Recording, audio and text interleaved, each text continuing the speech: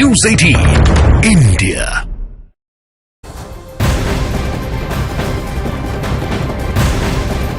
और बड़ी खबर आपको बता दें, लालू प्रसाद यादव से पूछताछ करने के लिए एनफोर्समेंट डायरेक्टरेट की टीम पटना पहुंच चुकी है। नौकरी के बदले जमीन घोटाला मामले में सुबह 11 बजे लालू यादव को पटना बुलाया गया है। ईडी की टीम आज पूछताछ के लिए लालू प्रसाद यादव के आवास पर भी पहुंच सकती है। तो लालू की मुश्किलें कम होती नजर नहीं आ रही। और अब एक तरफ तो सरकार गई, अब दूसरी तरफ से अगर देखा जाए तो ईडी आज पूछताछ करेगी। 11 बजे का वक्त जो है वो मुकर्रर है। ईडी की टीम पूछताछ के लिए पटना, बिहार की राजधानी पहुंच चुकी है और बुलाया गया है लालू प्रसाद यादव को।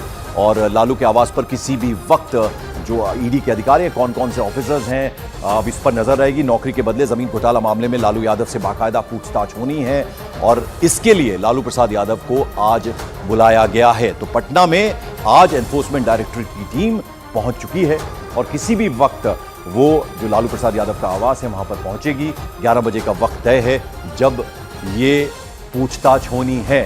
चंद्रमोहन कुमार हमारे सहयोगी इस वक्त हमारे साथ। चंद्रमोहन, बड़ा महत्वपूर्ण दिन लालू के लिए, झटके वाली खबर है, आज ईडी की टीम पहुंच चुकी है पटना।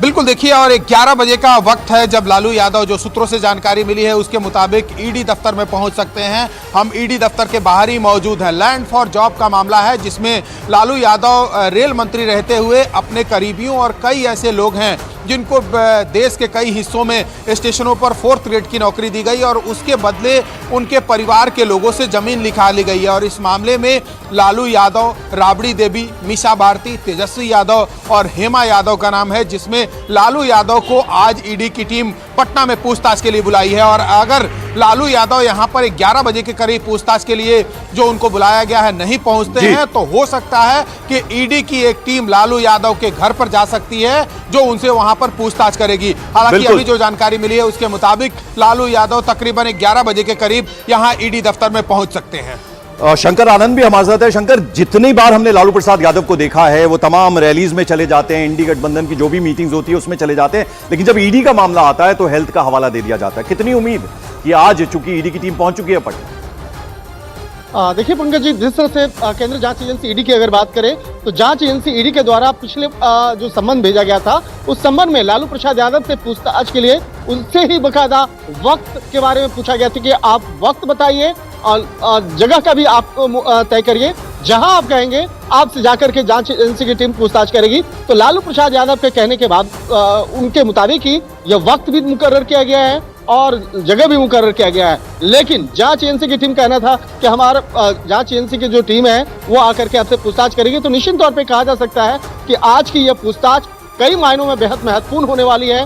तो आज सुबह में ही जांच एजेंसी की एक टीम राजधानी दिल्ली से पटना पहुंची है और पटना पहुंचने के बाद तमाम सवालों की फहरिस्त को लेकर पहुंची है। तो कहा जा सकता है कि तकरीबन 11 बजे का जो वक्त मुकर्रर किया गया है वो बेहद महत्वपूर्ण होने वाला है। हालांकि इस मामले में जो चार्जशीट पहले से ही फाइल किया जा चुका है, लेकिन उस चार्जशीट में लालू प्रसाद यादव या तेजस्वी यादव फिलहाल आरोपी नहीं है। लेकिन इसी पूछताछ के आधार पर आने वाले दिनों में जांच एजेंसी के द्वारा सप्लीमेंट्री चार्जशीट फाइल किया जा सकता है। बिल्कुल चंद्रमोहन, जो बात शंकर कह रहे हैं कि यानी जो जगह है, समय है, वो तय लालू प्रसाद यादव ने ही कहा है, उन्होंने बताई है ये तमाम बातें ईडी को। अब ईडी के अधिकारी पहुंच चुके, कौन कौन से ऑफिसर्स आए हैं, किस तरीके से पूछताछ की जाएगी, 11 बजे का वक्त है।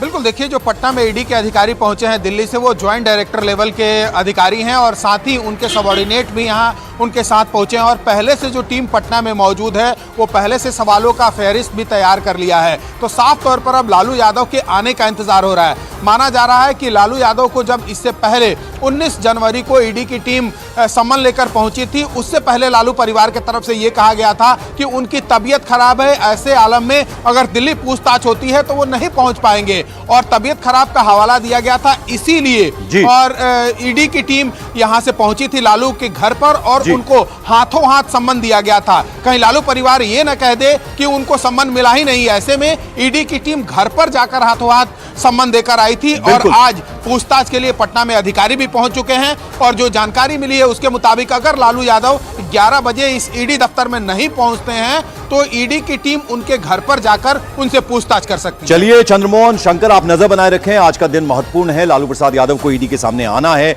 और जैसे जैसे हमारे पास अपडेट आएगी हम आपके पास वापस लौटेंगे। फिलहाल आपका बहुत बहुत शुक्रिया। तो ईडी के सामने तेजस्वी यादव आज पेश नहीं होंगे। दूसरी खबर आपको बता दें, ईडी ने आज तेजस्वी को दिल्ली बुलाया। नौकरी के बदले जमीन मामले में उनसे पूछताछ होनी है। हालांकि आज तेजस्वी यादव की तरफ से कहा गया है कि वो पेश नहीं होंगे।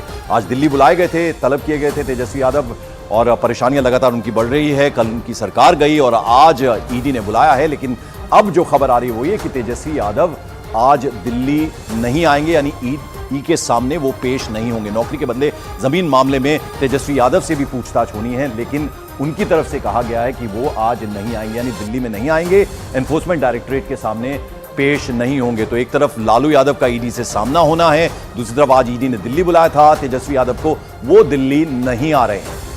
लालू समेत उनके परिवार के कई सदस्यों पर नौकरी के बदले जमीन घोटाले में लिप्त होने का आरोप है। एनफोर्समेंट डायरेक्टरेट लालू प्रसाद यादव और उनके परिवार के सदस्यों से पूछताछ कर चुका है। लालू प्रसाद यादव के रेल मंत्री रहते हुए घोटाले का आरोप है। जमीन और प्रॉपर्टी के बदले नौकरी देने का आरोप है। मुंबई, जबलपुर, कोलकाता में नौकरी देने का यह आरोप है। जयपुर और हाजीपुर जोन में नौकरी देने का आरोप है। लालू प्रसाद यादव के परिवार पर जमीन लेने का भी आरोप है। यह एक बड़ा आरोप है। सर्किल रेट से कम कीमत पर जमीन लेने का यह आरोप है। उसके अलावा जमीन मालिक को कैश में भुगतान करने की बात भी इस आरोप में कही गई है। तो ये तमाम बातें जो हैं वो उनको लेकर ये आरोप लालू प्रसाद यादव और उनके परिवार पर लगे।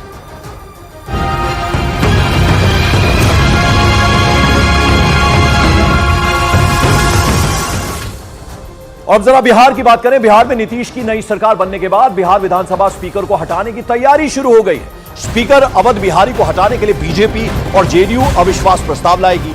अभी आरजेडी के अवध बिहारी चौधरी बिहार विधानसभा के स्पीकर हैं, मौजूदा स्पीकर हैं। 5 फरवरी को बिहार विधानसभा का पहला सेशन है, पहला सत्र है, जिसमें उनके खिलाफ अविश्वास प्रस्ताव लाया जाएगा। यानी अवध बिहारी विधानसभा के मौजूदा अध्यक्ष हैं, उनकी कुर्सी अब खतरे में है। सीवान सीट से ये एमएलए हैं और अभी मौजूदा में स्पीकर हैं, जिनको हटाने की तैयारी कर ली गई है, जो नई सरकार बनी है, और उसके तहत अब अविश्वास प्रस्ताव लाने की तैयारी है। और आपको बता दें, अवध बिहारी की अगर हम बात करें तो ये लालू प्रसाद यादव के बेहद करीबी भी हैं। इनके बारे में आप तमाम जानकारी इस वक्त अपनी टेलीविजन स्क्रीन पर देख रहे हैं। बिहार विधानसभा के मौजूदा अध्यक्ष हैं। और अरुण इस वक्त हमारे सहयोगी पटना से हमारे साथ जुड़ रहे हैं। अरुण, इस बारे में अभी क्या अपडेट आपके पास? देखिए पंकज, पहली बात तो यह है कि जो भी सरकार बनती है वो चाहती है कि सदन का सभापति उसका अपना हो। इसकी वजह है क्योंकि सरकार जब बनती है और बहुमत सिद्ध करना पड़ता है तो कई ऐसे छोटे दल होते हैं, या किसी दल में अगर फ्रैक्शन हो जाए, कोई दल के 2-4 लोग टूट करके किसी और दल में जाके मिल जाए, तो उसमें उनकी भूमिका सबसे बड़ी होती है और महत्वपूर्ण होती है। जाहिर सी बात है, वो आरजेडी की तरफ से सभापति बनाए गए थे, विधानसभा अध्यक्ष बनाए गए थे। लेकिन अब जो नई सरकार बनी है तो अमूमन होता यह है कि नई सरकार के बनने पर जो पुराने सभापति या विधानसभा अध्यक्ष होते हैं वो खुद ही नैतिक ग्राउंड पर अपना पद छोड़ देते हैं, और अगर नहीं छोड़ते हैं तो जो बहुमत वाली सरकार है वो उनके खिलाफ अविश्वास प्रस्ताव लाती है। क्योंकि जब तक सभापति रूलिंग पार्टी के साथ का नहीं होगा तब तक उसके लिए मुश्किल खड़ी कर सकता है, क्योंकि कई प्रावधान ऐसे हैं संसदीय लोकतंत्र की प्रक्रिया में। इसलिए जेडीयू और बीजेपी चाहते हैं कि उनका सभापति बने, उनका विधानसभा अध्यक्ष बने, और इसलिए अविश्वास प्रस्ताव लाने की तैयारी अगर अवध बिहारी 5 तारीख से पहले स्वतः ही अपना पद नहीं छोड़ देते, और चूंकि संख्या बल उनके पास है इसलिए नया अध्यक्ष जेडीयू और बीजेपी का जो गठबंधन है वही चुन पाएगा। चलिए, बहुत बहुत शुक्रिया इस तमाम जानकारी, इस अपडेट के लिए अरुण आपका।